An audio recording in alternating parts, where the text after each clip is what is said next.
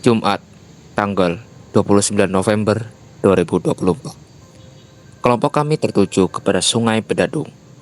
Sungai Bedadung yang memiliki panjang sekitar 90 km mengalir dari Pegunungan Iyang, melintasi pusat kota Jember, dan bermuara di Teluk Dampa di Samudra Hindia dekat Puger. Sungai Bedadung yang telah menjadi bagian dari hidup masyarakat yang tinggal di sekitarnya telah lama dimanfaatkan oleh penduduk sebagai tempat menyuci, mandi, dan aktivitas lainnya. Namun, hingga detik ini, dalam penelusuran kita melihat bahwa sampah masih menjadi problematika bagi ekologi Sungai Bedadung. Dari penelusuran kami, melihat sampah yang kita temukan semuanya adalah sampah limbah rumah tangga. Hal ini dikarenakan masih kurangnya pedulinya masyarakat Jember dalam membuang sampah ke sungai yang justru itu akan mengubah keseimbangan ekosistem yang ada di sungai. Ya, berkembang pesatnya kota Jember membuat bertambahnya migrasi penduduk di kota ini. Hal ini banyak lahan persawahan dialihfungsikan menjadi perumahan yang sangat menjadi masalah pemerintah tidak membuat sistem pengelolaan sampah yang baik. Sehingga banyak masyarakat yang membuang sampah ke Sungai Bedadung seperti apa yang diutarakan Ibu Tar. Diumpamakan dari Jindo kapong ini kan bisa bayar sampean. Soalnya sampean ada salah. Lalu aku dituntut. Sampean bayar nang iki. Kan aku tetap kalah. Itu menangnya kalau orang mampu. Nah, kalau orang tidak mampu, menangnya hanya omongan. Kebenaran yang dicari. Yang dicari kalau orang tidak mampu kebenaran. Itu aja. Jadi faktanya berarti yang membuat Sungai Bedadung kotor tuh ya ini lalang-lalangnya ada di jembatan. Di mana-mana lihat jembatan saya ibu sering kelihatan. Di Jalan Semanggi. Pokoknya di mana-mana banyak. Ya itu saya nanya kan, berhenti, cek itu, dilempar. Kelihatan teman tak sampean? Kan gitu. Kalau orang tidak punya takut, kan gitulah. Takutnya apa? Takut kena denda, apa yang mau dibawa? Kalau orang tidak mampu, kalau orang mampu kena denda, omong ini, bayar. Menangnya itu. Kalau orang tidak mampu, takutnya itu. Takut dituntut sama atasan. Memasuki musim penghujan seperti saat ini menjadi permasalahan tersendiri bagi masyarakat yang tinggal di tepian Sungai Bedadung. Banjir yang datang terkadang sangat meresahkan bagi masyarakat sekitar. Bahkan mereka perlu dievakuasi diri agar mereka tidak menjadi korban amukan banjir. Oke teman-teman semua, kita di sini sekarang ada di wilayah Tegal Gede. Ya, kita ada di Sungai Bedadungnya di wilayah utara. Dan mungkin teman-teman bisa lihat di sini ada beberapa ada sampah dan pencemaran rumah tangga di situ. Bisa dilihat secara jelas ya. Ini sebagai bentuk dari dampak perubahan dari ekologis dari Sungai Bedadung itu sendiri. Jadi yang awalnya itu ekologisnya menjadi seimbang, misalnya seperti ikan jantan itu dengan betina seimbang dari jumlahnya. Namun karena deterjen atau perubahan ekologis yang diubah oleh tangan ulah manusia, maka jadinya lebih betina, lebih dominan yang ada di sungai tersebut. Nah, ini bentuk dari pencemaran yang ekologis yang ada di Sungai Bedadung itu sendiri. Ada sampah plastik, sampah organik, dan itu ditambah lagi dengan limbah deterjen dari rumah tangga.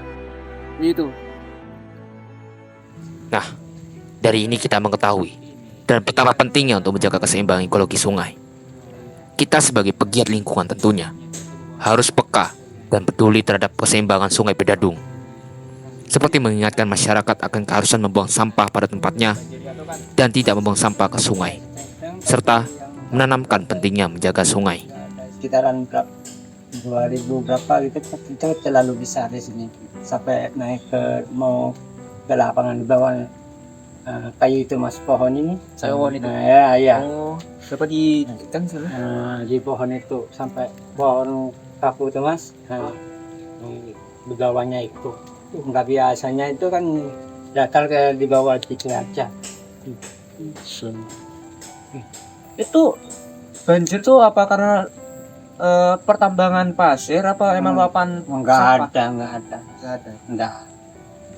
Itu emang karena sampah. Iya. Nah, apa sampah apa longsor gitu. Pernah sampai dievakuasi warga di bawah tuh Kak. Iya, iya. Pernah yang banjir 1 kali itu aja. Kira-kira banjir 1 kali itu saya ingat Bapak tahun berapa sih? Sekitaran tahun berapa nih? Saya banjir rombilan. Sekitaran 2005 apa gitu. Kurang tahu juga itu. Lupa. Seperti yang dikatakan oleh Pak Joko, ternyata Sungai Bedadung pernah mengalami banjir besar yang dinarasikan oleh Kompas TV. Banjir ini telah merusak beberapa rumah warga yang tinggal di sekitar Sungai Bedadung.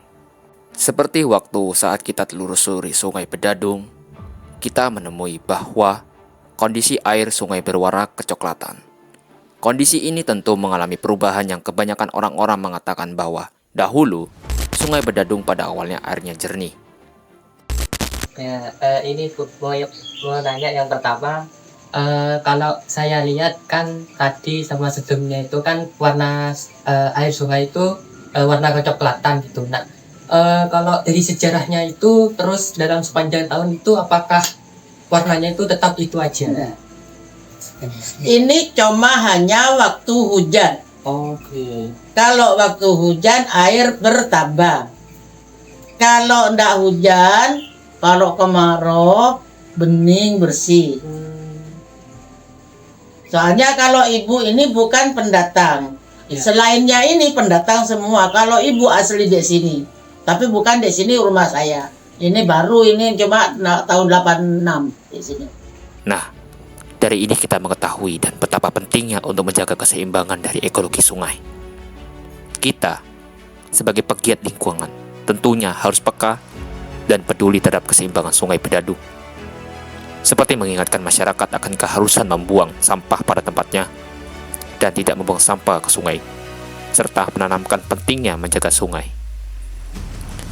Dari sini tidak hanya dari elemen masyarakat yang berperan dalam menjaga keseimbangan Sungai Bedadung, tetapi pemerintah juga perlu memperhatikan dan menjaga keseimbangan Sungai Bedadung.